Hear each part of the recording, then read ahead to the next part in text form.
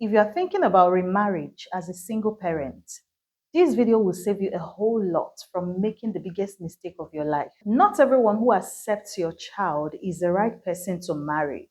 Someone can actually accept your children, but of course they are the wrong person to be with. So in this video, I'm going to tell you how to spot the right partner and how to find the right person to settle with as a single parent. I'm going to show you how to choose wisely. So stay through this video and please don't forget to subscribe if you have not. So the first step to choosing the right partner as a single parent is to become the right partner yourself. It all begins with what you have right inside of you, because you are going to attract your kind. If you don't fix yourself and you don't have the right stuff inside of you, trust me, you are never going to attract the right person. That is the first step to beginning to get the right person that is going to be with you. Now, you are a very unique person with a very beautiful temperament, with everybody is just different. And that is the same way the kind of person you are going to spend your life with should be very different. So if you want to attract someone who you want to work with, someone who is going to, accompany your life, someone who is going to really complement and complete you, of course, you must have the right stuff inside of you. You must make sure that you have the right person inside of you, because sometimes you are, selling the market, you don't even know what the product is. And that is how our character and our life is. In the aspect of attracting people that we marry, people that we live with, sometimes it's just all about what we sell out there, how we position ourselves, what we give to people. We say that like attracts like. So you would always attract your kind. You would always attract people that want to buy what you have, people that love what they see, people that admire the character they see, people that love, your appearance, your character, your speech, and a whole lot of things that have to do with you. So now I'm going to take you down to how to position yourself correctly, because if you lack the right positioning, you will never attract the right person. Positioning yourself is the way to attract the right person, the way to bring in the person that you need for where you are going to. Now, let's focus on the right way to position yourself so you can attract the right partner that you need as a single parent. So the first step is to heal properly before you date. Listen, you don't have to escape loneliness by getting into the next marriage, all right? If you do that, you're going to come back to the same place again. You are really going to regret it, all right? So you really need to take some time to heal. You need healing.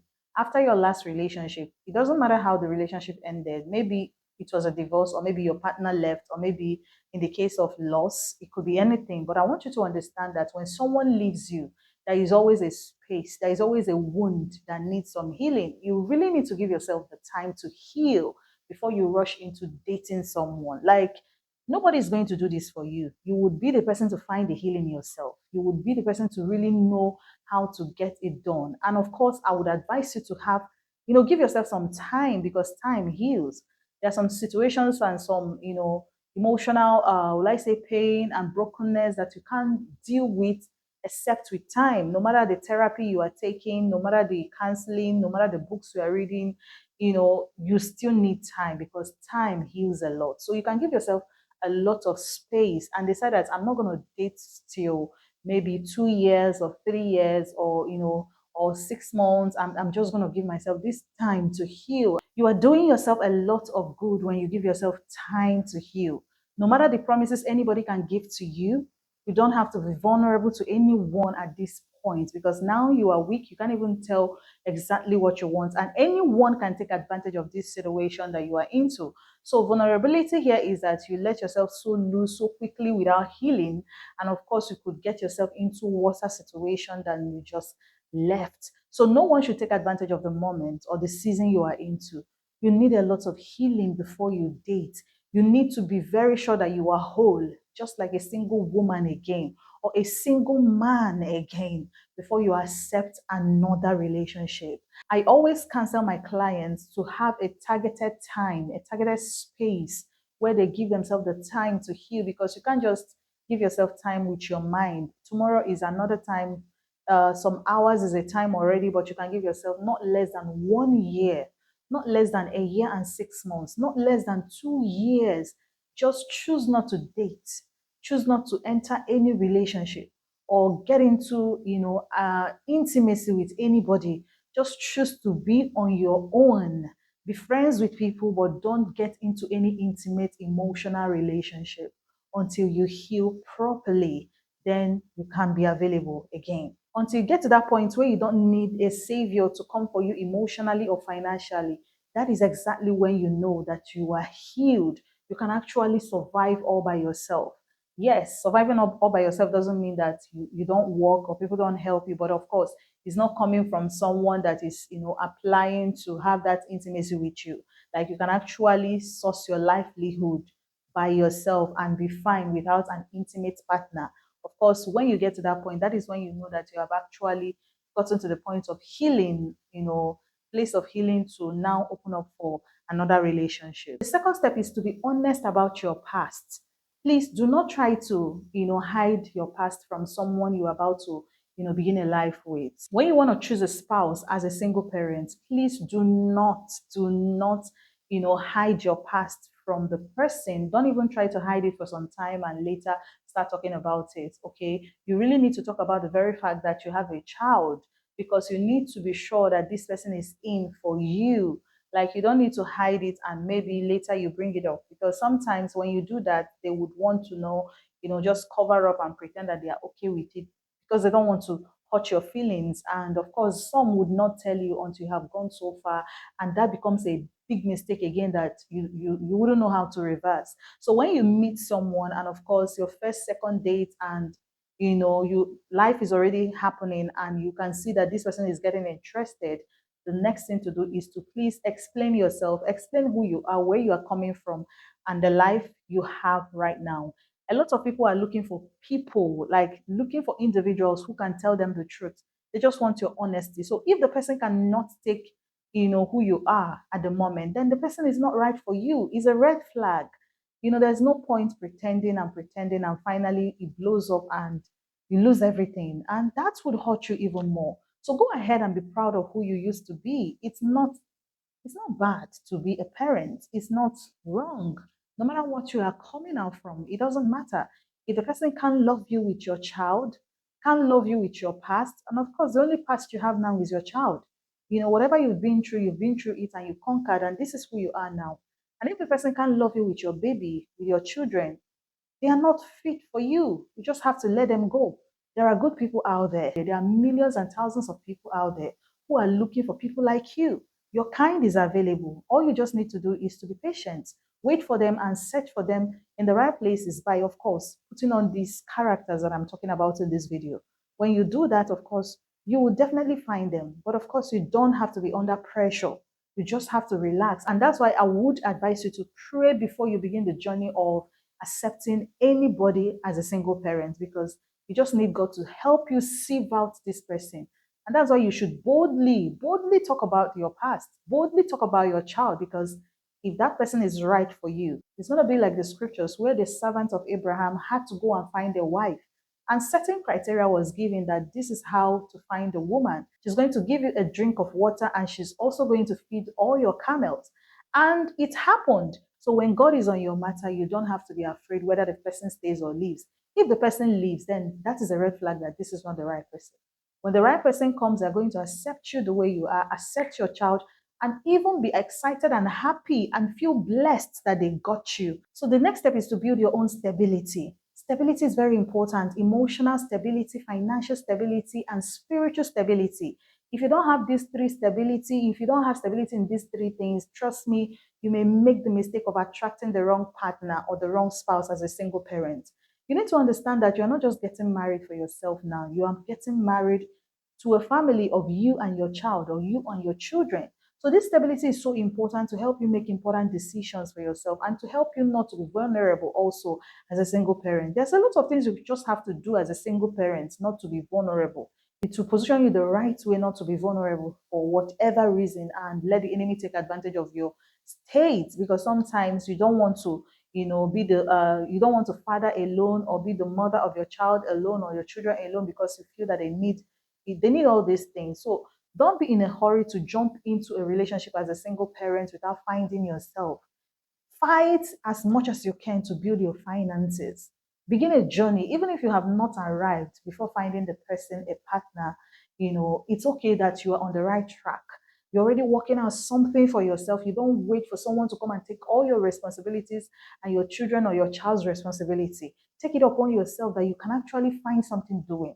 You can work, you can do a business, you can do something. Believe in yourself and begin to look at the ways that you can actually bet something while you wait for the right partner. Spiritual stability is so important because it's going to help you to be stable with God. It's a time to build your prayer life. You don't have to be jumping ship trying to find God in different places and different altars and looking for powerful men of God and spiritual, things that may not help you. It's actually the right time to build your prayer life. You take your time to build. Spiritual stability is built. Relationship with God is built. It all begins with you just taking out time to pray, taking out time to study the Word of God, and finding a mentor who would guide you, submitting yourself to a mentor who would guide you, who would help raise you in the ways of God. And that is you building your spiritual stability. You have to build emotional stability. If you're not stable in these three areas, you may struggle in attracting the right partner as a single parent because you wouldn't even know what you want. You may be confused about, whether you have the right person or not. But when you are financially stable, emotionally stable, and spiritually stable, it will help you to scan whether this person is right for you or wrong. It will help you to say no to some people and say yes to some. It will help you to boldly walk away, not just them walking away. Whether, you don't just stay for them to come and choose you. You choose.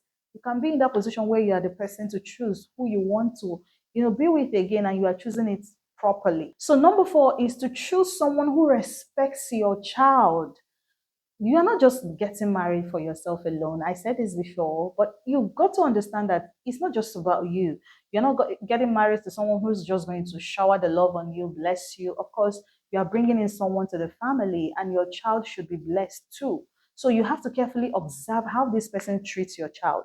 That's why dating for some time is so important. Don't just jump into somebody just because the person is available for marriage and you have seen some things. You need to observe carefully how they treat your child. Give time for dating to observe, both in times that they are aware and they are not.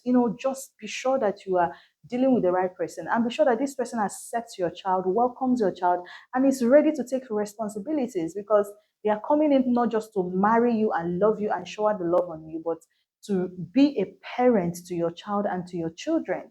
It's very important that you look out for this and be sure that you've got the right person there. Are there right people who can play this role? Yes. Are they difficult to find? No, not when you have prayed and you are positioning yourself the right way. So number 5 step is to prioritize spiritual compatibility. This is one of the most important steps you have to take to position yourself to attract the right partner as a single parent. Come on, you just don't have to, rush into somebody who is not compatible with you spiritually just because you feel or believe that, your options are limited. Trust me, you are going to make the big mistake again. As a Christian, the Bible warns us not to be equally yoked with unbelievers, because you will never find any good fruit with that. And that, of course, is going to help you to stay away from scammers. There are so many people that are out there to scam people for different reasons. So if you're wealthy and maybe they just want to sleep with you or just have fun with you or just, take what you have or take your property, they can come just because of that. And if they are not Christians, most times it becomes even more complicated because you don't even know what to think or expect. But of course, the right foundation begins with the fact that this person is a believer in Christ. This person has the same spirit, the same faith with you. This is the first trust you should begin with. That doesn't mean that everybody in church is, perfect for you in marriage. You are simply going to, look at other things, but at least anyone that you are going to work with must be in the faith. The faith is the first priority. It is the foundation of accepting the person or knowing that this person is going to work with you. So it's very, very important to prayerfully select a spouse. Prayerfully select someone who the Spirit of God is leading you to, or someone who you know is committed to a local church or who has been serving God for a long time. Maybe the person was not there for a long time anyway, but the person is saved. You can actually, God can help you, to believe God. I believe the Spirit of God shows you visions. Like before I got married, I saw visions over my husband. Of course, sometimes we neglect what the Lord is saying, or we even look away from the warning signs and red flags. If there are red flags and you have prayerfully selected this person, God will tell you.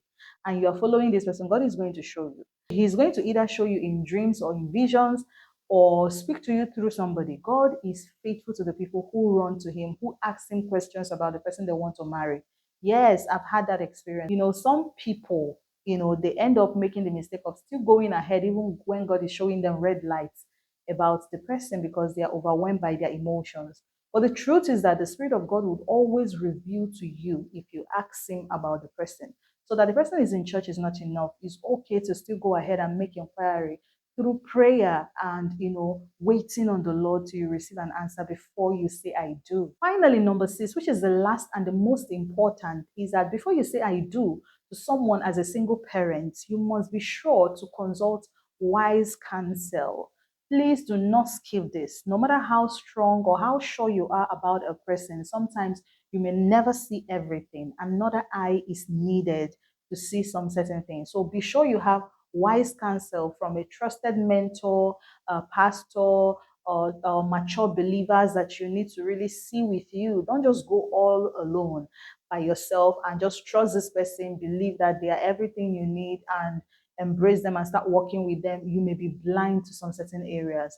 You just need someone who would look at this person critically without emotions, without feelings, and tell you exactly what they can see. It's so important. So it's good to present the person you want to marry as a single parent to your counselors or superiors or people you know that can actually scan them without emotions. So you can discuss your fears and your experience with them to these people, because when you do so, they would help you make the right decisions. They can actually help you spot the red flags you can't see just because you are in love. After you are done presenting them for wise counsel, be sure to listen to their reviews on positive signs and red flags and be willing to accept it. Sometimes we don't want to accept red flags. We don't want to accept any negative signs because we really want to work this thing out with this person. But trust me, sometimes you may need to really think about it. Give it time to, let it flow. Then I would finally tell you that when you find someone to marry as a single parent, please give it time to really see what you need to see. Time exposes. And again, hear God.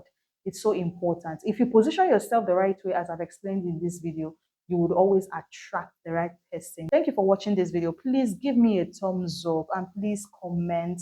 Please subscribe. This is the way you support me. And of course, you can drop your question, anything, and share the video to the people you believe needs to see this video. Thank you for watching and God bless you. My name is Esther Christian.